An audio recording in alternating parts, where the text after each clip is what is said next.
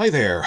This is the last in a series of videos I'm dashing off audio only about the recent leak in Deadline that HBO is starting to pursue active development on a Targaryen Conquest prequel TV series.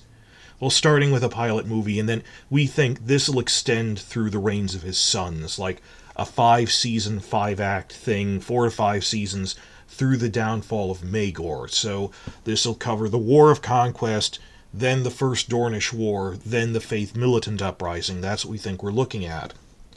But this does raise a question which a lot of people would be asking. Where are the Starks and Lannisters? And the answer is they're barely in it. So the question I have for all of you guys, I want to discuss this in the comments, is by that point in time, with enough focus on House of the Dragon to other families that it doesn't need to be Stark-centric or Lannister-centric, will we by that time have reached a point where people are invested in the other families, and exactly what were the Starks and Lannisters up to? That just, where are they, what are they doing? Well, why weren't they in it that much? The books outright state, political power blocks change over time, and while they were powerful after Robert's Rebellion, they really weren't right at the beginning after the conquest, and it took them a couple hundred years to get to that point. That they had zero presence at the royal court, the Starks even more so than the Lannisters, because they didn't care about what was going on in the south, that the north is worried about winter is coming, and they're the only one of the kingdoms with a hostile land border, with wildlings raiding beyond the wall. So they didn't even try to get in at the royal court. We barely know the names of many Stark leaders during the first century because they go, not much happened. The Lannisters wanted to be part of the in-crowd at the royal court, but they really couldn't. Because, well, they were one of the families defeated by the Targaryens, and they surrendered, they kept their lives, they kept their wealth. They were still relatively wealthy, but in terms of political power, they were not part of the in-group, and they knew it. Yet the books have a quote where it outright states, first century of Targaryen rule, so like everything from the Conquest up until House of the Dragon Season 1, the most powerful and influential noble families at the royal court were logically people who had helped the Targaryens during the conquest, that the Velaryons and Baratheons, the Velaryons commanded the Targaryen fleets, the Baratheons had commanded their land armies. And a third one also is the Hightowers were also reasonably important, because the Hightowers have close ties to the leadership of the Faith of the Seven.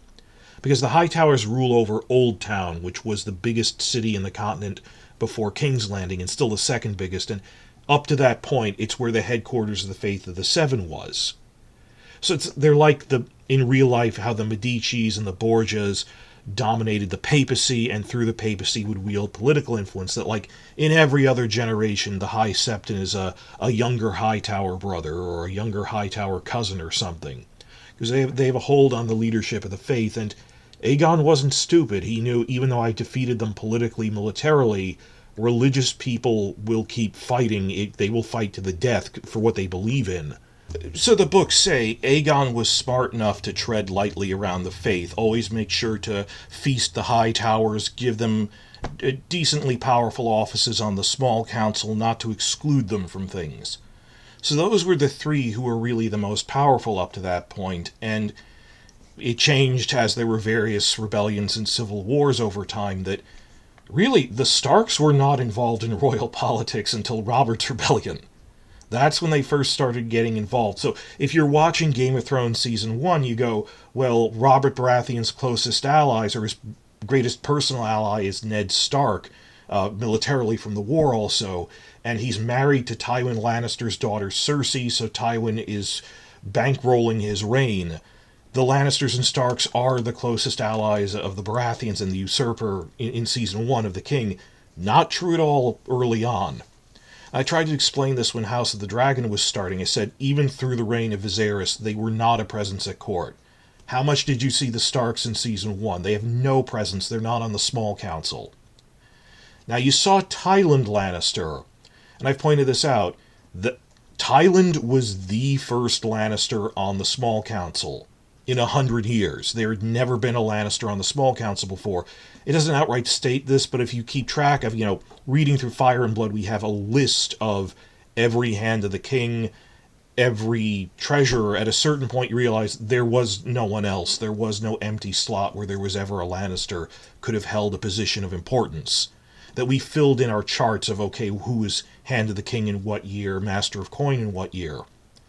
That, yeah, Tyland, who was made the replacement Master of Ships in Episode 3 after Corlys left, that's really the first time the Lannisters got their foot in the door. And it'll grow from there. That before House of the Dragon, I said you can work them in, that they're reasonably important on the scale. In terms of characters, Tyland, and also in terms of the Starks, like Cregan Stark, who they'll introduce in Season 2, they're important secondary characters on the scale of a Theon Greyjoy or Marjorie Tyrell, but they're characters. In contrast, in the Conquest, they'd be glorified cameos. They really don't do that much. There is a big thing where Torrhen Stark, the last Stark king, is the king who knelt, that by the time he got his army south, the Targaryens had conquered everyone else. They realized there was no hope of victory, so he surrendered without a fight. Because the Starks don't play politics. They're more worried about winter is coming, we need to survive winter, wildlings are coming, that he knew that the dragons will burn us out. And it'll be a two-front thing because we're always fighting the wildlings. It just isn't worth it. We are not worried. We don't play political games. We're more worried about survival. And in return, Aegon said, okay, you still get to rule the North just under me, and all was well. Now, assuredly, a Conquest movie would actually have Aegon secretly in private explaining to Torrhen, like the night before, I had this prophetic dream the White Walkers are coming back, and I'm actually doing this because I'm trying to unite the world, but I don't say this in public because I don't want people to think I'm crazy, and they wouldn't believe me anyway. But because you guys are the Starks, you support the Night's Watch, I'm hoping you will come around to my side. I believe in what I'm doing. I'm uniting us to... Remember, Martin said Aegon thought the White Walkers were coming back in his lifetime. He didn't understand that the prophecy was 300 years later.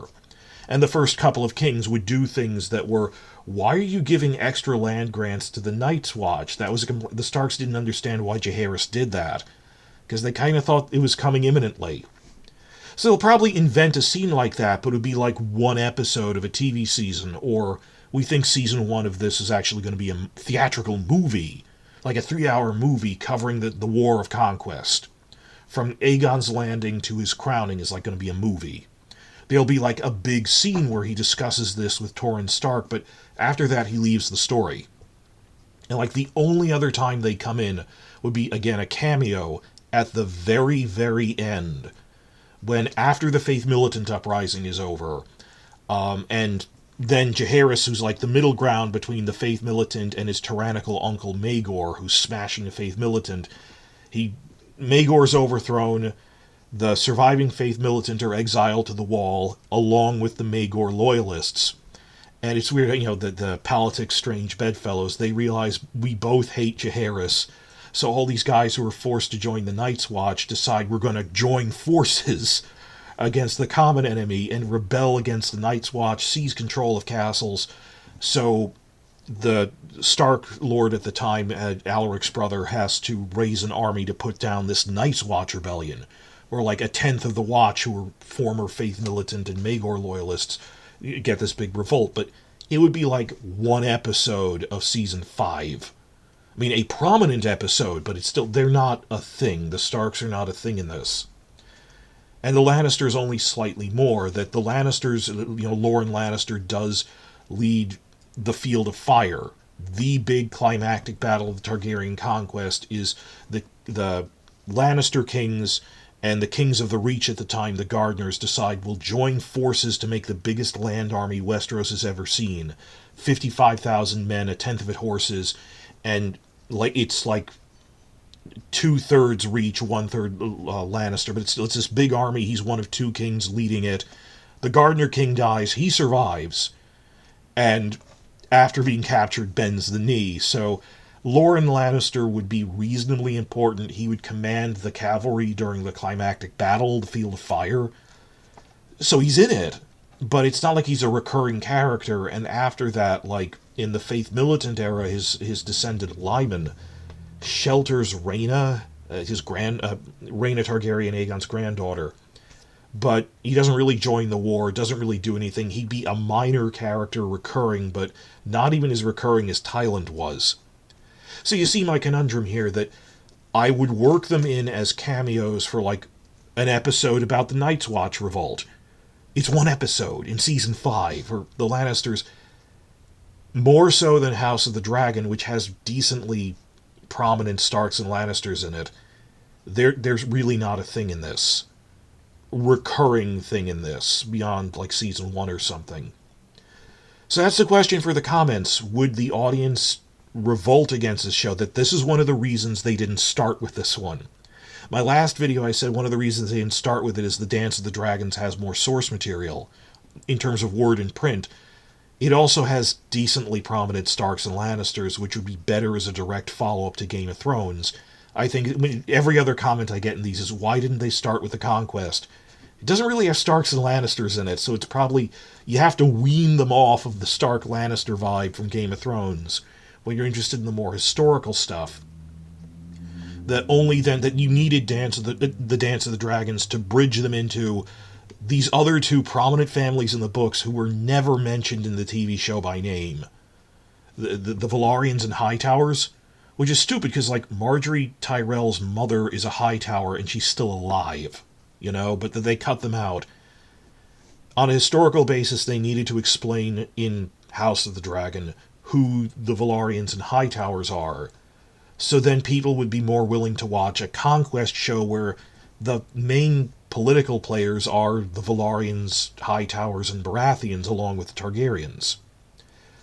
So I'm hoping that that's a question for the comments. By the time this thing is actually filmed and released, which is like 2 to 3 years from now at the earliest, like think 3 years, when it's actually hitting screens, not just casting news, will a general audience, after the second season of House of the Dragon, be more willing to accept that there aren't really Starks in it?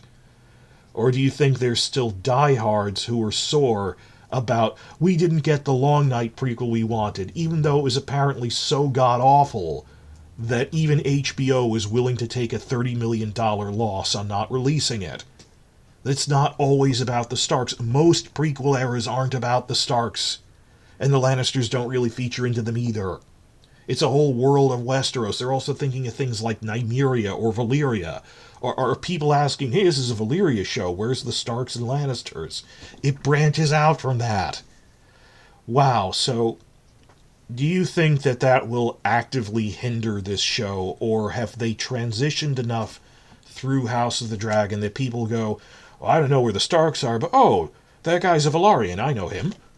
And it'll be enough to keep their interest, even if they're not exactly on Team Targaryen.